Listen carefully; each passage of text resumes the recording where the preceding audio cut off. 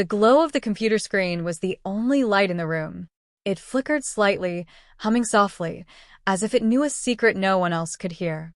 Alex sat hunched over the keyboard, his fingers hovering in the air for a moment before finally landing, typing furiously. He had been chasing shadows for weeks, trying to piece together something that made sense.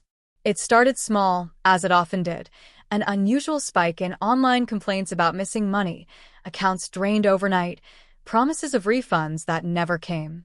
At first, it seemed random, isolated cases that could be chalked up to carelessness or coincidence. But Alex had a nose for patterns, and the deeper he looked, the more the pieces fell into place, creating a picture too big to ignore. Every story was the same: an email, a text, a friendly message from what seemed like a legitimate company. It was never flashy, never too obvious. The scammers didn't need to shout. They whispered, convincing their victims with quiet confidence until their guard was completely down.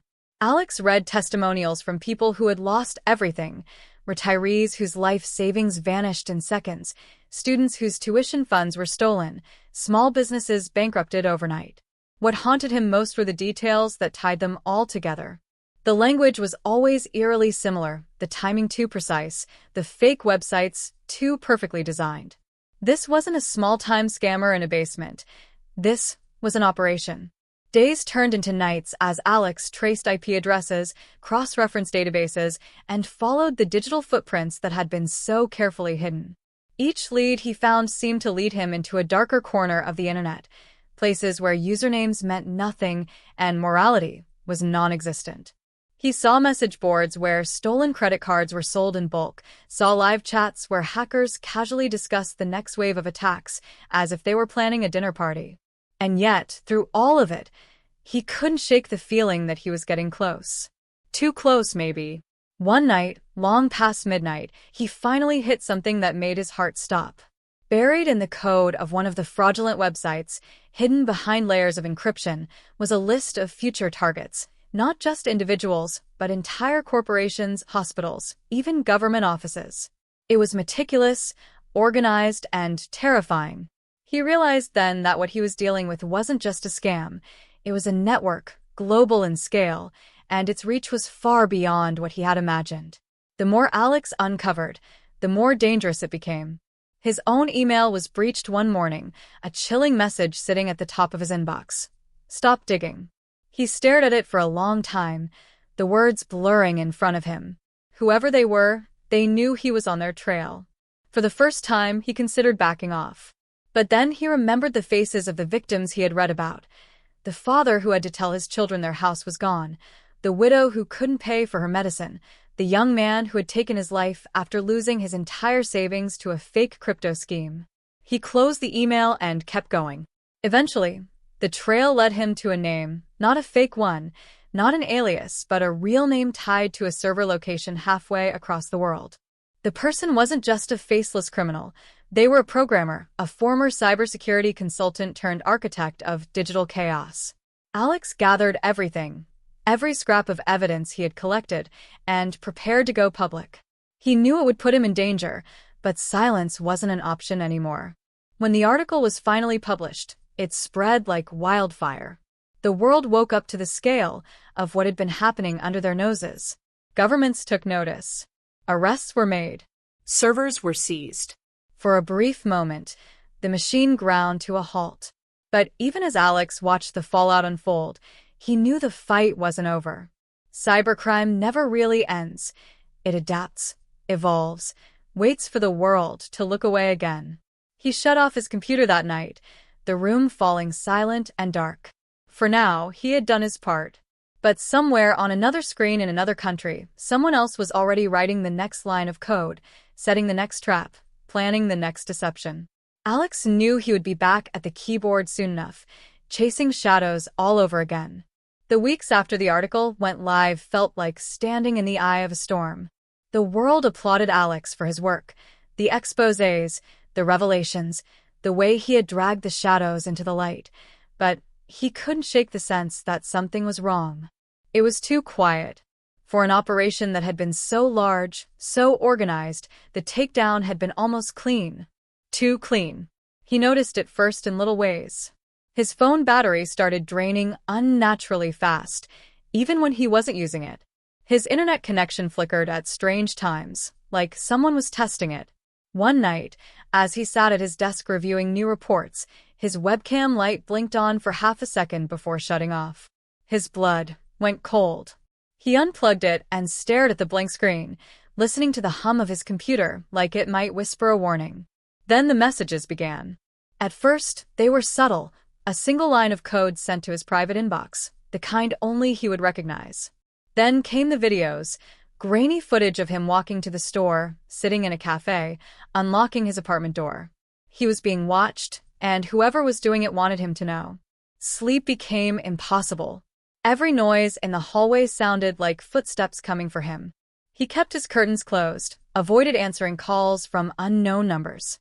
He considered going to the police, but he knew how this game worked. By the time they traced anything, the trail would be gone. He had uncovered too much, and now the people he had exposed were reminding him that they still had power. One night, as he sat in the dim glow of his monitors, a live feed opened on his screen without warning. It wasn't from his computer, it was being streamed to him. On it was a dark room filled with racks of servers, blinking with quiet menace. A distorted voice came through the speakers, calm and mechanical. "You think you shut us down," it said. "You only cut off one head." Alex sat frozen, unable to move, the words burrowing into his mind. "You have a choice," the voice continued. "Walk away now, or next time it's not just your files we erase." The feed cut out. The silence that followed was unbearable. He backed up everything he had onto encrypted drives and hid them in different locations. If they came for him, he wanted the truth to survive, even if he didn't. He started working offline, using burner laptops, moving between public Wi-Fi spots like a fugitive. Every click of a keyboard felt like an invitation for them to find him. And yet, even under the weight of fear, he kept going. Because with every hour he spent digging, he uncovered more. Sleeper cells of digital thieves who hadn't been caught, networks waiting to reactivate, malware already seeded in critical infrastructure. This wasn't over, and maybe it never would be. The final straw came one morning when he found a USB drive in his mailbox. No note, no markings. Against his better judgment, he booted it up on an air-gapped machine. It contained a single file, a video of his own apartment, filmed while he had been asleep. That night, he packed a bag and left the city. The fight would continue, but from the shadows, on his terms. He would become as untraceable as the criminals he hunted, a ghost chasing ghosts.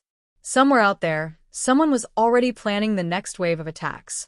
And Alex, exhausted but resolute, was already preparing to meet them. The road stretched out before him, empty and endless, lit only by the faint glow of his car's dashboard. Alex drove through the night, every mile putting more distance between him and the life he had once lived. He changed motels daily, paid in cash, kept his phone turned off except for quick bursts of use through anonymous SIM cards. But no matter how far he went, the sense of being watched never left him. He built a portable command center in secret, a rugged laptop, encrypted drives, hardware firewalls stacked together like a shield. From borrowed motel Wi-Fi and hidden cafes, he launched probes into the digital underworld, careful to mask every trace. He wasn't just reacting anymore. He was hunting. His search took him deeper into the dark web than he had ever gone. There, behind layers of anonymity, he found what looked like chatter from the group he had exposed. They called themselves Ghostline, a name whispered like a threat among other cybercriminals. It wasn't just a scam network, it was a syndicate with coders, engineers, and insiders in companies and even government agencies around the world. The servers he had exposed months ago? Those were just the outer shell. The real infrastructure was far bigger and far smarter. One night, Alex infiltrated a private Ghostline chatroom using a hijack login. He sat in the dark, his heart pounding as he read their plans in real time. Ransomware attacks against hospitals, financial institutions, critical infrastructure. He watched as they exchanged code snippets like trading cards, casually discussing how many millions they expected to earn once the attacks went live. Then he saw something that made his stomach drop. his own name, typed in red. Target is still active, one of them wrote. Permission to act, another replied. A pause. Then, no. Not yet. He might lead us to something bigger. Alex sat back in his chair, chills running through him. They weren't just aware of him, they were using him, waiting for him to make the next move so they could see who he contacted, who might be helping him. He was a live bait trap, and he had just realized he was already inside it. But Alex wasn't ready to give up. He decided to turn their plan against them. He began feeding false information through compromised accounts, creating digital breadcrumbs that led Ghost Line toward fake servers, fabricated leaks, even dummy investigators who didn't exist. He wanted them to get comfortable, to believe they were closing in. Meanwhile, Alex was getting closer to the core of the operation, and to the person pulling the strings. That person was known only as Oracle. No one had ever seen their face or heard their real voice, but every Ghost Line operation had Oracle's fingerprints on it. Alex followed the trail across continents, European data centers, offshore bank accounts, dummy companies in Singapore and Dubai, until he finally landed on something solid, a real identity hidden behind layers of proxies. The mastermind wasn't a shadowy figure in some distant country.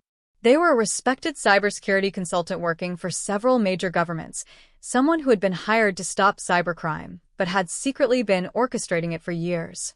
Alex gathered every piece of evidence, encrypted it, and prepared for the final step, going public once again.